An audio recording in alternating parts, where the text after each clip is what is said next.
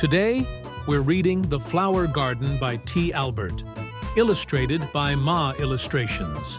This heartwarming story explores the bond between identical twins, Rose and Violet, as they learn about responsibility, sharing, and the magic of love. Get ready to dive into their colorful journey. I'm Rose. I'm Violet. And we are identical twins, they said at the same time. We look the same, said Rose. We sound the same, said Violet. We even dress the same, they said together as they giggled. It's my birthday, said Rose. No, it's my birthday, said Violet. And both the girls laughed as they yelled, It's our birthday! Yes, Violet and Rose were identical. They looked the same, dressed the same, talked the same, acted the same, made the same face when they were happy, did the same frown when they were sad, and they even got the same grades in school. Oh, what's that? They don't get the same grades in school? I wonder why. I can tell you why, their mom said. Rose is a little more responsible and pays attention to fine details. Violet is a little less responsible and sometimes doesn't pay attention to things she doesn't like doing. Come on in, girls, their mom yelled out the door. It's time to open your presents and your dad and I want to see how you like them. Oh, they were excited. They ran up to the house, up the stairs, through the door, and into the hall where they saw 2 big boxes. Their excitement grew as they wondered what was inside. Then they smiled at one another as they each dashed for a box. I want this one, yelled Rose. No, I want that one, yelled Violet.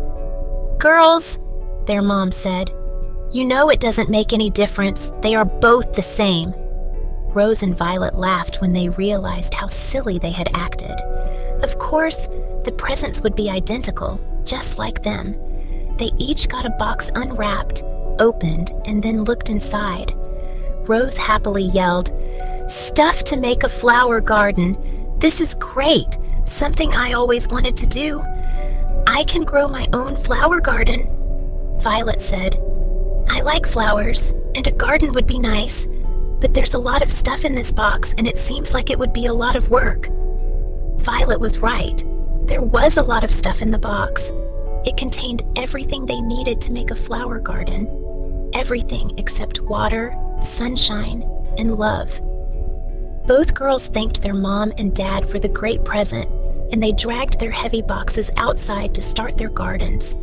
They each selected a patch of ground to call her own, took the How to Garden book from the box, and began to read. Rose said, Violet, you were right. This is going to be a lot of work. They carefully removed the grass, loosened up the ground, added and mixed in the special flower soil, and planted their flower seeds. Violet found some nice sticks and pretty ribbon to make a fence around her garden. She gave the seeds their first watering and said, Rose, I am going inside to watch television. Rose asked her dad to help her make a stone fence around her garden. A very special garden needs a very special fence, she said to him as they gathered and placed the stones. After some time, the fence was completed and Rose gave the seeds their first watering. Well, maybe later. Right now I want to eat breakfast, and then I think I'll play a game, Violet said. Every morning, Rose tended her garden, and every morning Violet had something else to do. Every morning, Rose would remind Violet to water her garden, and Violet would reply, Let Mother Nature take care of it. One morning, Rose checked on her garden, and she couldn't believe what she saw. Her garden was covered with little flower plants. She was so excited she danced with joy. Then she looked at Violet's garden. It didn't have many plants, but there were some. Rose opened her How to Garden book to see what she should do next. She said to herself. I must thin the plants. I need to take some out to make room for the others to grow. Rose felt bad. She loved her flowers and now had to pull some out of the ground. Then she had an idea. I'll plant the ones I pull from my garden into violets, and that is exactly what she did. Rose then gave both gardens a big drink of water. She loved her garden, and there was no reason she shouldn't love her sisters equally. Their mom watched from the kitchen window. She was very proud of the way Rose was helping her sister. Rose was looking at her garden when she heard Violet coming out the door. "Wow," Violet said when she saw her garden. "Look at all those plants, Rose. I have just as many as you. Our gardens are really growing." "Violet," Rose said, "do you know that I—" And she stopped talking for a second as she was angry. She continued, "Do you know that I think our gardens are growing equally?" "I think so too," Violet replied. "And from now on, I'm going to tend my garden every day, just like you." Over the next several weeks, they watered their gardens, pulled the unwanted weeds and grass, fed the plants, and even got some worms to put in their gardens to keep the soil loose. Just like the How to Garden book recommended, they were pleased. The plants were growing, and many had buds that we were ready to open. Oh, it wouldn't be long now. It wouldn't be long before there were 2 beautiful flower gardens. The girls were so excited. They just couldn't wait to see all the colorful flowers. The next morning, they got dressed and hurried outside to tend their gardens. To their surprise, they were in full bloom. They shrieked with excitement, held hands, and danced in circles. The flowers were so beautiful.